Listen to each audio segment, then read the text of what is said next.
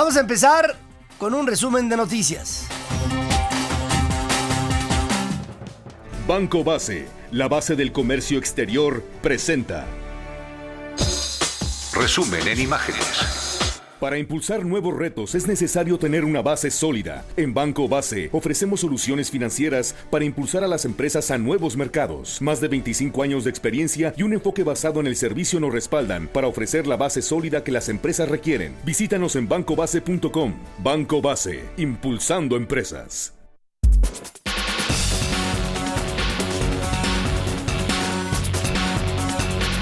Un poblano y 2 oaxaqueños son las primeras víctimas confirmadas por la supertormenta que azotara la semana pasada la costa este de los Estados Unidos, que ahora arroja un saldo de 113 muertos. Hay cientos, quizás miles de mexicanos damnificados en mayor o menor medida, principalmente en Staten Island, en Coney Island, en Long Island, según informa el cónsul general de México en Nueva York, Carlos Sada. Tipazo este chavo, Carlos Sada. La presencia de mexicanos en la Unión Americana no debe de ser inmune al desastre. Y de hecho no lo fue. El cuerpo de Ubaldo Cruz, originario de Puebla, fue encontrado en Staten Island, en una de las zonas más golpeadas por el fenómeno. El oaxaqueño Víctor Hugo Solano resultó encontrado sin vida entre los restos de su casa en Long Beach, en New Jersey, así como Santiago López, también oaxaqueño, golpeado por un tronco mientras trabajaba en una cuadrilla con la remoción de escombros. En otros temas, Estados Unidos se compromete a alcanzar un acuerdo político para resolver la amenaza del Fiscal Cliff, este precipicio fiscal que pone en riesgo la recuperación de la economía del mundo, independientemente de quién gane las elecciones hoy en los Estados Unidos. En la reunión de ministros de finanzas y gobernadores de bancos centrales del G20, los representantes estadounidenses hicieron el compromiso de mantener la estabilidad financiera pública a largo plazo, según informa el secretario de Hacienda, José Antonio Meade, y el gobernador del Banco Central Mexicano, Agustín Carstens. Un compromiso claro del gobierno de Estados Unidos para trabajar, para generar un consenso político que permita que se dé tanto ajuste cuanto sea necesario para regresar a un camino de sustentabilidad de finanzas públicas, pero no tanto como para poner en peligro el crecimiento que se empieza a consolidar en esta región. Lo que también fue muy útil fue expresar el resto de los países miembros del G20 a los Estados Unidos la importancia que tiene ese tema para que continúe la recuperación económica mundial. Es una recuperación económica frágil y sí sería muy importante que no se viera esta interrumpida por un evento como el precipicio fiscal.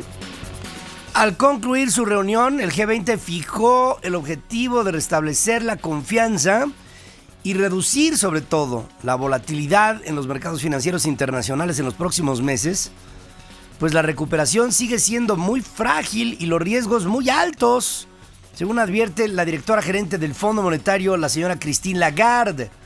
Christine Lagarde confirmó que el Fondo Monetario está en pláticas con México para renovar la línea de crédito flexible, como informó Carstens la semana pasada, pero se negó a dar más detalles por ser un asunto en discusión, según subrayaba.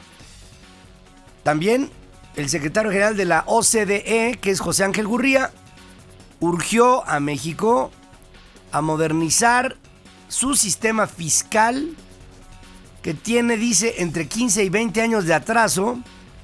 Y en el caso concreto del IVA, el esquema es como un queso gruyère, según dice, lleno de agujeros, como son las exenciones, excepciones y tasa cero. En México, dice, se recauda alrededor de el 3% del PIB por concepto de IVA, mientras que en otros países de la OCDE se alcanza hasta el 9% por este concepto, es decir, 3 veces más.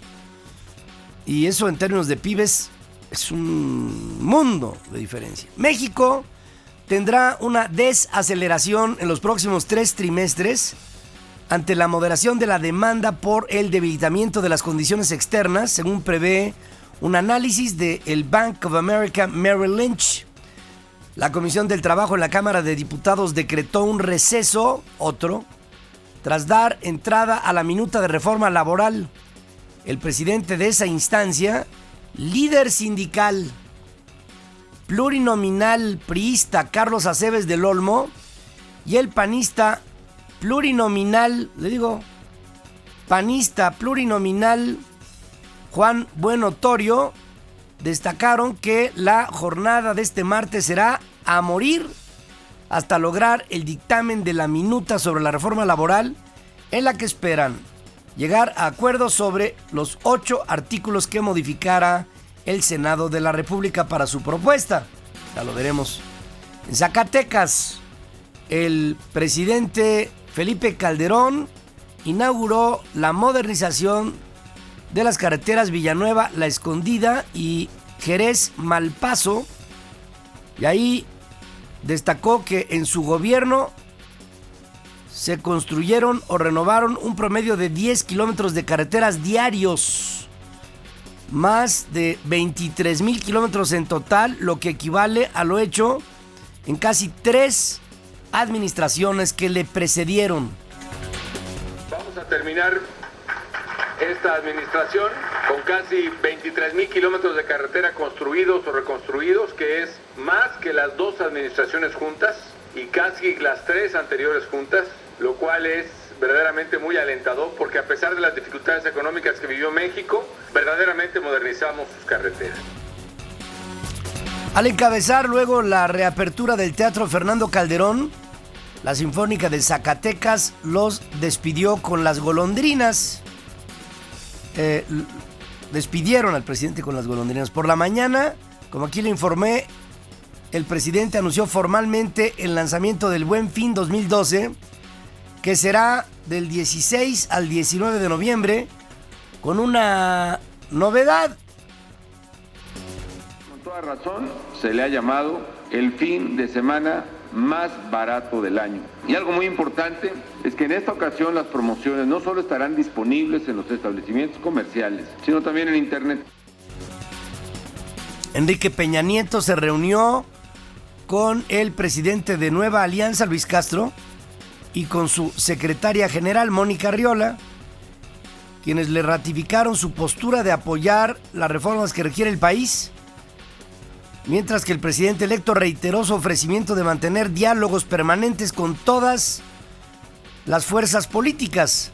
Luego del encuentro, enumeró los 3 principales objetivos de su gobierno. El primero de ellos, en revertir los escenarios de violencia y lograr condiciones de mayor seguridad para todos los mexicanos. Segunda e importante prioridad será combatir la pobreza de nuestro país, revertir estos escenarios lacerantes, lastimosos para la sociedad mexicana. Y tercero, el trabajar para que impulsemos iniciativas y acciones que favorezcan a un crecimiento mayor de nuestra economía. Por la noche, Peña Nieto se reunió con un grupo de intelectuales a quienes pidió participar en el diseño de una política sobre cultura.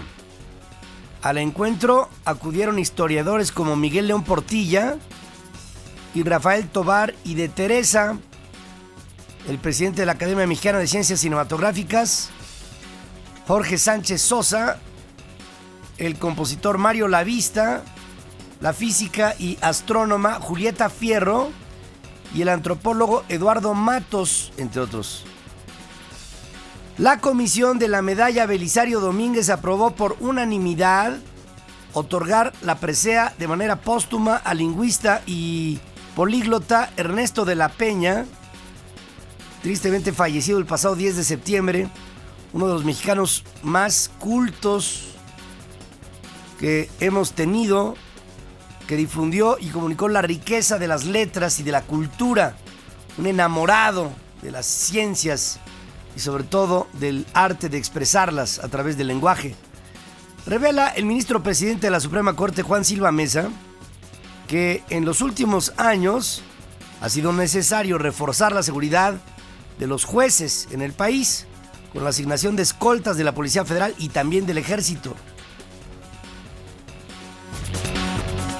Los jueces sí, en este tiempo es muy complicado por las situaciones que se presentan en el país, la inseguridad, la violencia, el crimen organizado.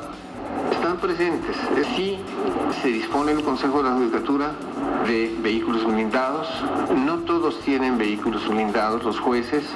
En ciertas zonas del país sí ha sido necesario que los tengan. Sí tenemos eventos que han inclusive generado hacer alguna petición, inclusive al Ejército Mexicano, para que en un determinado momento acompañe inclusive a un juez a dictar una resolución. El también presidente del Consejo de la Judicatura Federal aseguró que el Poder Judicial ha procedido contra jueces que desvirtúan su labor cuando hay pruebas suficientes para ello. Lo que pasa es que son muy vivos, ¿no? Y muchos de ellos no dejan pruebas, pues ojalá y fuera. En Piedras Negras, 6 delincuentes fueron abatidos en diversos enfrentamientos armados con efectivos federales luego de un ataque con granada a un vehículo blindado de la Policía Federal cerca del Hotel Posada Rosas, donde justo se hospedan los agentes federales.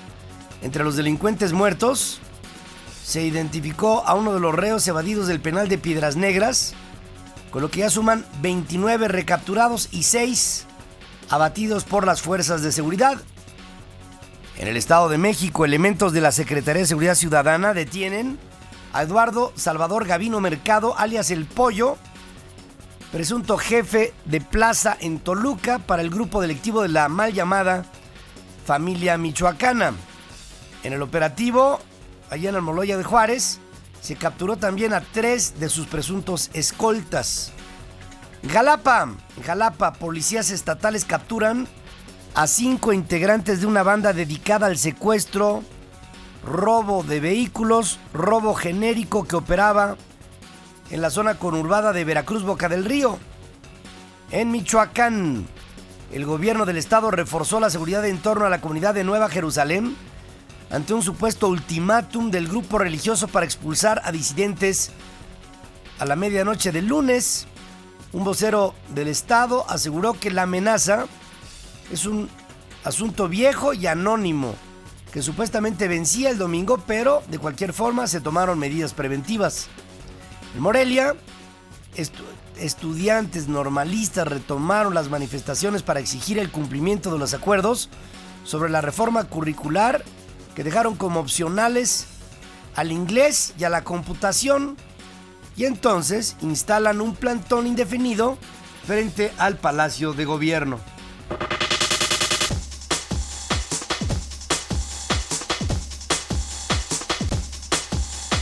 En el mundo, Estados Unidos decide hoy si renueva en su cargo por 4 años al actual presidente Barack Obama, el demócrata, o se pone en manos del republicano ex gobernador y hombre de negocios Mitt Romney. Uno, clase mediero, el otro, millonario. Claro, bajo la política en Estados Unidos de que la riqueza no está reñida con el servicio público. Aquí para ser rico primero hay que ser servidor público, eso es al revés, ¿no? 135 millones de estadounidenses se registraron en el padrón electoral para ejercer su voto. El 79% de los 217 millones de ciudadanos que resultarían elegibles para el proceso. Se estima que el 41% de ellos ejercerán este derecho. Más de 29 millones de votos ya fueron depositados anticipadamente, incluida la modalidad de voto por ausencia o voto temprano. Como es tradición, la jornada electoral en Estados Unidos comenzó al caer la medianoche en la diminuta localidad de Dixville Notch, en el estado de New Hampshire, donde los 10 residentes registrados fueron los primeros en votar y dividieron sus preferencias. Es un empate, esto nunca había pasado en Dixville, proclamó un sorprendido presidente de la mesa electoral. 5 votos a favor de Obama, 5 votos a favor de Romney. En Hatch Location, otro poblado en New Hampshire, que también acostumbra votar en los primeros minutos de la jornada comicial, la balanza se inclinó por el presidente en funciones al darle 23 votos y 9 al republicano. Las cifras son meramente simbólicas, ya que por el sistema electoral estadounidense, el ganador será quien obtenga al menos 270 votos del colegio electoral, recuento en el cual New Hampshire tiene 4. Sin embargo, el resultado parece confirmar la ajustada carrera entre Obama y Romney en esta jornada comicial. A las 6 de la mañana, hora local, abrieron las casillas en estados clave como New Hampshire y Virginia. Además, Nueva York, New Jersey, Connecticut, Indiana, Kentucky, Maine y Vermont, precedidas media hora por Carolina del Norte, Ohio y Virginia del Oeste. El grueso de los estados abrió a las 7 horas locales, con cierres que oscilan entre las 19 y las 20 horas locales hasta que se acabe la cola. Previo al arranque de las elecciones más caras de la historia de los Estados Unidos, Barack Obama puso toda su energía en el último meeting de su campaña en el decisivo estado de Ohio, donde aseguró que su rival Mitt Romney no sabe qué es el verdadero cambio y pidió 4 años más porque dice: la lucha continúa.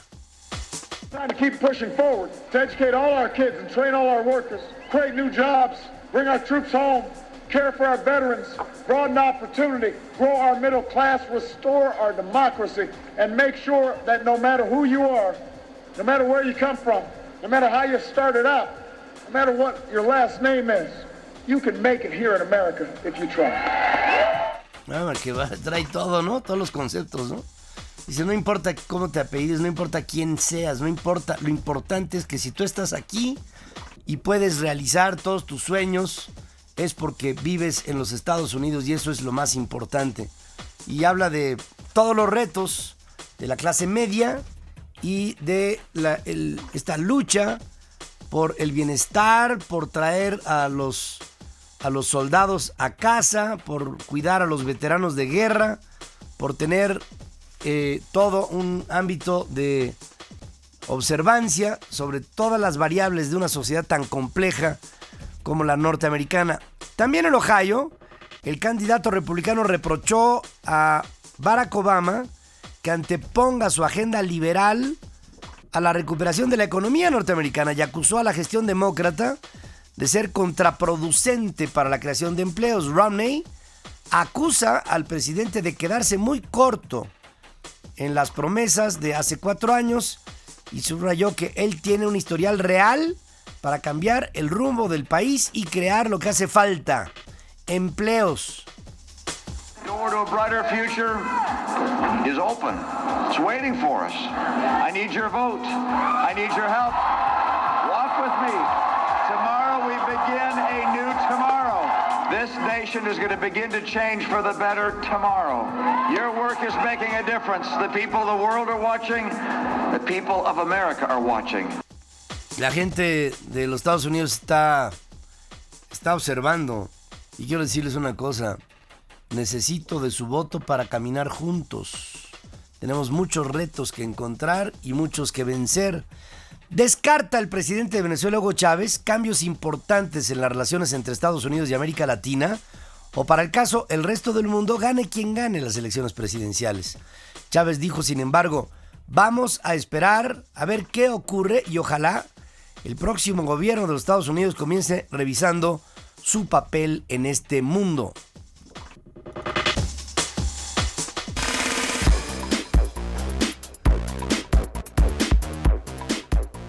Milita en el Mallorca de España. Giovanni Dos Santos se resintió de una lesión en el muslo izquierdo y va a estar fuera de la jugada de 2 a 3 semanas.